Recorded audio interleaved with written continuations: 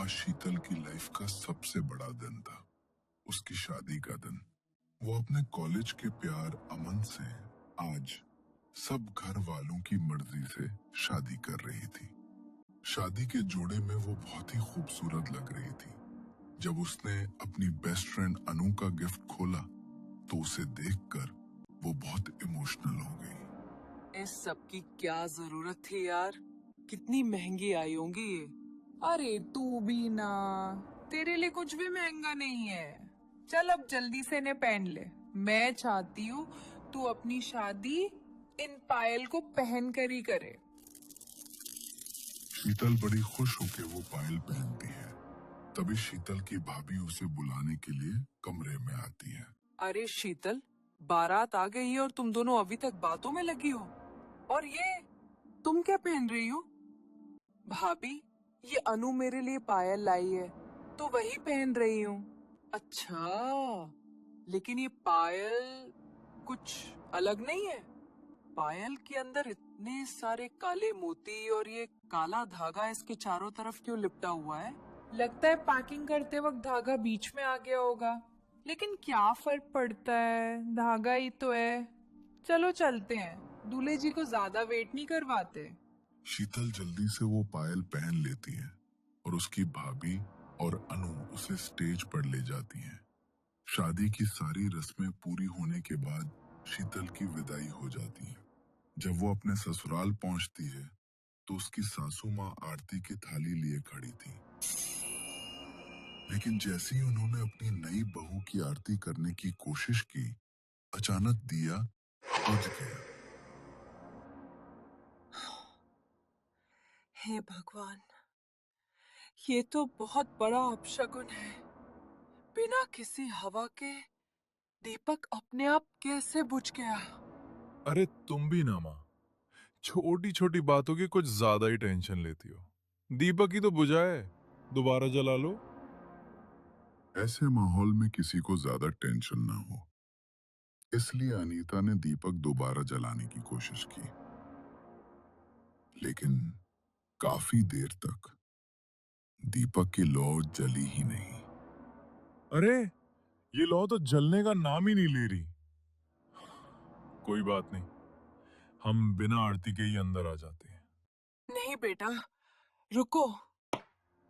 अनीता जैसे तैसे करके बड़ी मुश्किल से दीपक जलाती है, लेकिन ठीक से आरती हो पाती उससे पहले ही वो लौ दोबारा बुझ जाती है। अनीता के दिल में अजीब सी चिंता घर करने लगी, लेकिन उसने आरती की थाली साइड रखी और शीतल की ओर देखा। बहू, दाएं पैर से कलश को गिराकर घर के अंदर आ जाओ बेटा। शीतल बिल्कुल स्थिर खड़ी थी। उसने चावल से भरा कलश गिराया। ये तुमने क्या किया बहू? मैंने कहा था ना, दाएं पैर से। एक तो पहले ही मन बेचैन है, ऊपर से एक और अपशगुन। माँ, तुम्हें पता है ना, ये सब बातें मुझे बिल्कुल पसंद नहीं। अरे कलश ही तो गिराना था। अब दाएं से गिराओ या बाएं से, क्या फर्क पड़ता है? और वैसे भी हम बहुत थक गए हैं। रस्में पूरी हो गई हों तो अब प्लीज अंदर आ जाएं। अमन शीतल को लेकर अंदर आ गया, लेकिन उसकी मां का मन बार बार घबराता रहा।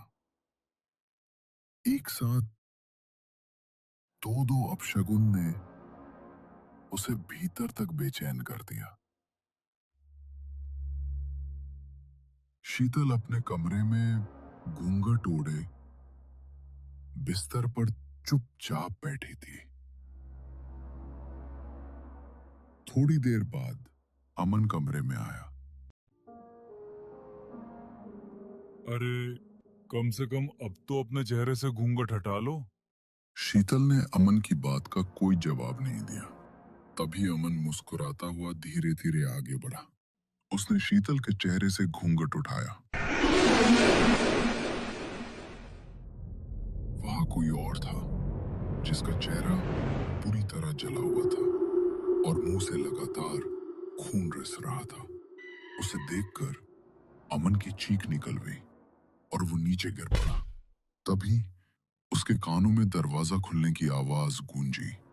उसने पीछे मुड़कर देखा तो शीतल हाथ में दूध का गिलास लिए कमरे में आ रही थी। ये देखकर अमन के पैरों तले से जमीन खिसक गई। अरे, आप इस तरह नीचे क्यों बैठे हो? क्या हो गया? तुम तो भी अंदर थी ना, तुम बाहर से कैसे आई? क्या? मैं तो आपके लिए दूध लेने गई थी। मैं तो कमरे में आई ही नहीं। क्या? तो फिर वो कौन थी? अच्छा जी, तो मुझे डराने की कोशिश चल रही है। अच्छी तरह जानती हूँ मैं आपको, लेकिन इस बार मैं आपकी बातों में नहीं आने वाली। अमन को कुछ भी समझ नहीं आ रहा था कि अभी थोड़ी देर पहले उसके साथ क्या हुआ। वो हिम्मत करके उठा। शीतल ने मुस्कुराते हुए उसके हाथ में दूध का गिलास थमा दिया, लेकिन जैसे ही अमन दूध पीने लगा उसकी आंखें चौड़ी हो गई। दूध के अंदर अनगिनत कीड़े रेंग रहे थे और दूध का रंग खून की तरह लाल हो चुका था। आ! क्या हुआ? आपने दूध का गिलास क्यों फेंक दिया? तुमने तुमने देखा नहीं कितने सारे कीड़े रेंग रहे थे इस दूध के अंदर? क्या? कीड़े? कैसी बातें कर रहे हैं आप? ओके, आज का दिन बहुत हेक्टिक था, शायद इसी वजह से थक गए हैं आप। अब शांति से सो जाइए, कल आराम से बात करेंगे। ये बोलकर शीतल ने अमन की तरफ एक अजीब सी स्माइल दी। अमन अब उसकी तरफ देख भी नहीं पा रहा था, इसलिए वो चुपचाप अपनी आंखें बंद करके लेट गया। लेकिन नींद उसे कहीं से नहीं आ रही थी। वो बार बार करवटें बदल रहा था। तभी उसके कानों में एक अजीब सी फुसफुसाहट की आवाज पड़ी। उसने आंखें खोली तो शीतल कमरे में नहीं थी, लेकिन फुसफुसाहट अब भी उसके कानों में गूंज रही थी। तभी उसे लगा कि बाथरूम के नल से पानी बह रहा है। वो धीरे धीरे उठा और बाथरूम की तरफ बढ़ा। दरवाजा आधा बंद था। उसने जैसे ही दरवाजा खोला, नल चालू था और बाथरूम के कोने में शीतल अपनी पीठ करके बैठी हुई थी। ऐसा लग रहा था मानो वो हंस हंस कर किसी से बात कर रही है। ये देखकर अमन बुरी तरह डर गया। शीतल, तुम यहाँ पर क्या कर रही हो और किससे बात कर रही हो तुम? जैसे ही अमन का आवाज शीतल ने सुना, वो अजीब तरीके से रोने लगी।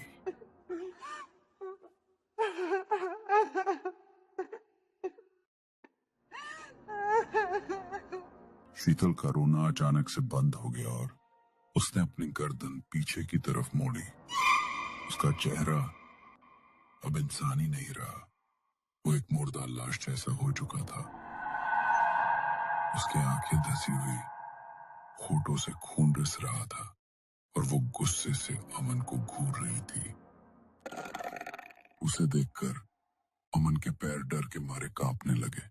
तभी शीतल अचानक बहुत गुस्से से उसकी तरफ बढ़ी और उसने अमन की गर्दन पकड़कर उसे हवा में उठा दिया। शीतल, छोड़ो मुझे। तेरी शीतल नहीं है, अब ये मेरी है। तू भूल कर भी अगर इसके पास आया तो जिंदा नहीं बचे। अब ये हमेशा के लिए सिर्फ मेरी है और इसे मैं अपने साथ लेकर ही जाऊंगा।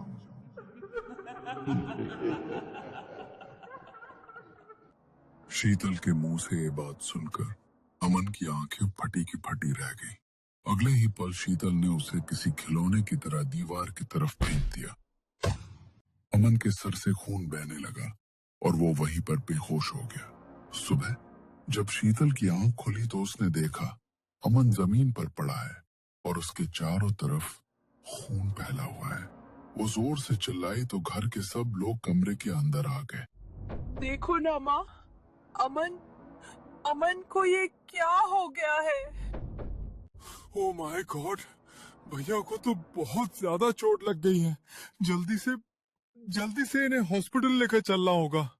वो लोग अमन को फौरन हॉस्पिटल लेकर गए। डॉक्टर ने उसे तुरंत इमरजेंसी में एडमिट किया। डॉक्टर ने कहा, अगर आपको इन्हें यहाँ लाने में थोड़ी भी देर हो जाती तो इन्हें बचाना बहुत मुश्किल हो जाता। और मुझे तो ये समझ नहीं आ रहा कि आपने इन्हें इतनी देर से क्यों लाया। इन्हें तो लगभग 3 घंटे पहले चोट लगी है। क्या? 3 घंटे पहले? लेकिन लेकिन तब तो ये सो रहे थे ना। और अगर इन्हें चोट लगी तो मुझे पता कैसे नहीं चला? मुझे तो लगता है ये सब तूने ही किया है। जब से तूने इस घर में कदम रखा है तभी से अपशगुन पर अपशगुन हो रहे हैं। अरे ये क्या बोल रही हो माँ? अब इसमें भाभी की क्या गलती है? भाभी, आप प्लीज माँ की बातों को बुरा मत मानना। भैया को कुछ हो जाता है तो माँ बहुत परेशान हो जाती है। अनीता शीतल की तरफ घूरती रही। 3 दिन बाद अमन को अस्पताल से डिस्चार्ज मिल गया। वो अपने घर आया, लेकिन अब शीतल के पास जाने से भी डर रहा था। ये लीजिए, खाना खा लीजिए। कितने कमजोर लग रहे हो आप। मुझे तो ये समझ नहीं आ रहा कि आपको आखिर इतनी ज्यादा चोट लगी तो लगी कैसे? और अगर आपको चोट लगी तो मेरी आंख कैसे नहीं खुली? अमन की आवाज उसके गले में ही दब गई। वो इतना घबराया हुआ था कि कुछ बोलने की हिम्मत भी नहीं कर पा रहा था। शीतल ने उसे खाना खिलाने के लिए एक निवाला आगे बढ़ाया तो अमन ने डरकर उसका हाथ झटक दिया। अरे ये क्या कर रहे हो आप? और आप मेरे साथ ऐसा बिहेव क्यों कर रहे हो? अमन बहुत डरा हुआ शीतल की तरफ देख रहा था। शीतल ने फिर से थाली से एक निवाला तोड़ा और अमन की ओर बढ़ाया। इस बार अमन ने उसके हाथ से निवाला खा लिया, लेकिन तभी शीतल के पीछे एक भयानक परछाई उभरी। उस परछाई ने गुस्से से अमन की ओर देखा। अमन घबराकर पीछे हट गया, लेकिन अगले ही पल वो परछाई गायब हो गई और तभी शीतल के चेहरे पर वही भयानक हंसी छा गई। अमन बुरी तरह डर गया। वो घबराकर उठा और सीधा कमरे से बाहर भागने लगा। अमन, क्या हुआ तुझे? तू इस तरह घबराकर कहाँ भाग रहा है? आपको देखकर तो ऐसा लग रहा है जैसे आपने कोई भूत देख लिया हो। एक तो वो डरा हुआ है, ऊपर से ऐसी बातें कर रही हो।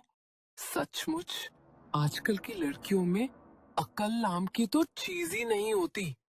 अनीता की इस बात को सुनकर शीतल का चेहरा अजीब सा बन गया। वो गुस्से में अपनी मुट्ठी भींचती है और वापस अपने कमरे में चली जाती। ये बुढ़िया बहुत बीच में आ रही है, लगता है इसे रास्ते से हटाना ही पड़ेगा। रात को सब लोग सो रहे थे। अमन डर के मारे आज अपने भाई राहुल के साथ ही लेटा था।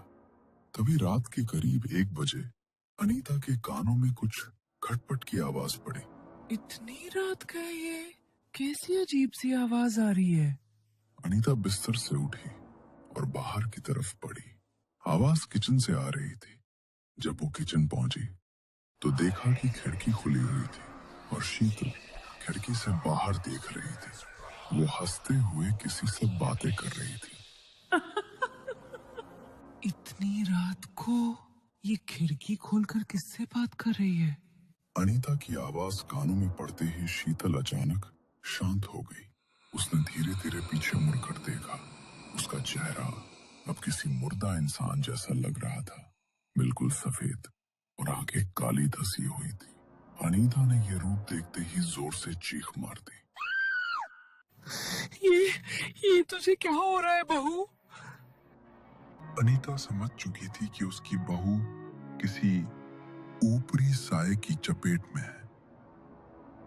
उसने अपने हाथ में पहना रुद्राक्ष का ब्रेसलेट निकाला और हिम्मत करके शीतल की ओर बढ़ी। वो ऊंचे स्वर में मंत्र का जाप करने लगी। तभी शीतल ने गुस्से से उसकी तरफ देखा।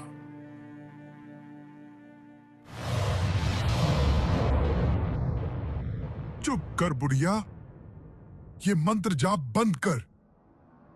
अगर तू चुप नहीं हुई तो हमेशा के लिए शांत कर दूंगा तुझे। ये सिर्फ मेरी है और इसे मुझसे कोई दूर नहीं कर सकता। डर के मारे अनीता का शरीर बुरी तरह कांप रहा था, लेकिन फिर भी उसने मंत्र का जाप बंद नहीं किया। उसने रुद्राक्ष का ब्रेसलेट जबरदस्ती शीतल को पहनाने की कोशिश की। तभी अचानक खिड़की के बाहर से एक काली बिल्ली अंदर कूदी और उसने अनीता के हाथ पर झपट्टा मारा। अनीता के हाथ से रुद्राक्ष का ब्रेसलेट दूर जा गिरा और उसका ध्यान भी भंग हो गया। जैसे ही उसने एक पल के लिए मंत्र जाप रोका, शीतल उसके ऊपर हावी हो गई। लेकिन तभी अनीता ने फिर से हिम्मत जुटाई और जोर से मंत्र जाप करना शुरू कर दिया। शीतल दर्द और गुस्से से जोर जोर से चिल्लाने लगी। उसकी चीखों से राहुल और अमन की नींद टूट गई। दोनों भागते हुए रसोई में पहुंचे और जो नजारा उन्होंने देखा, उससे उनका कलेजा मुंह को आ गया। अमन समझ गया था कि ये सब क्या हो रहा है। उसने देखा उसकी मां का रुद्राक्ष का ब्रेसलेट जमीन पर गिरा हुआ है। उसने तुरंत उसे उठाकर अपनी मां के हाथ में पहना दिया। लेकिन जैसे ही ब्रेसलेट अनीता के हाथ में गया, शीतल ने उसे जोर से झटक कर दूर फेंक दिया। तभी राहुल बिना समय गवाए घर के मंदिर की तरफ दौड़ा। उसने वहां से गंगा जल उठाया और शीतल पर छिड़क दिया। गंगा जल का स्पर्श पाते ही शीतल जमीन पर गिर पड़ी। उसका शरीर बुरी तरह कांप रहा था और फिर वो बेहोश हो गई। उन्होंने तुरंत उसे उठाकर कमरे में लेटा दिया। ये ये सब क्या हो रहा है? क्या हो गया है ये भाभी को? मुझे तो पहले दिन से ही कुछ गड़बड़ लग रही थी। बहू को कुछ तो जरूर हुआ है। एक के बाद एक अपशगुन। हमें इसका अंदेशा दे रहे थे। तू तो बहू को इतने सालों से जानता है, तो क्या आज तक तुझे इस बारे में कभी पता नहीं चला? जब तू सब जानता था कि उसके साथ ये सब चीजें होती है, तो तूने उससे शादी ही क्यों की? नहीं माँ, ये सब उसके साथ पहले से नहीं था। ये सब शादी की रात से शुरू हुआ है। जरूर उसी समय उसके साथ कुछ हुआ है। उस रात भी शीतल पर एक आत्मा हावी थी। उसी ने मेरा वो हाल किया था। लेकिन मैंने आपको इसलिए कुछ कुछ नहीं बताया ताकि आप परेशान ना हो जाओ। मैं आज सुबह बाबा के पास भी गया था। उन्होंने मुझे कहा कि कल अमावस की रात मुझे शीतल को उनके पास लेकर जाना होगा। उससे पहले वो कुछ नहीं कर सकते। मैं उसे कल बाबा के पास ले जाने ही वाला था, लेकिन उससे पहले ही ये सब हो गया। वो तो अच्छा हुआ कि हम दोनों समय पर आ गए, वरना ना जाने वो आपके साथ क्या कर देती माँ। जब तक हमें बचाने वाला बैठा है, तब तक कोई हमारा कुछ नहीं बिगाड़ सकता बेटा। लेकिन अमन, अगर तेरे अनुसार ये सब शादी के बाद होना शुरू हुआ है, तो पक्का उसके फेरों के समय किसी ने उसके साथ कुछ किया है। और एक बार अगर शादी के समय किसी लड़की पर कोई आत्मा बांध दी जाए, तो फिर वो आत्मा कभी उसका पीछा नहीं छोड़ती। वो उसे अपने साथ लेकर ही जाती है।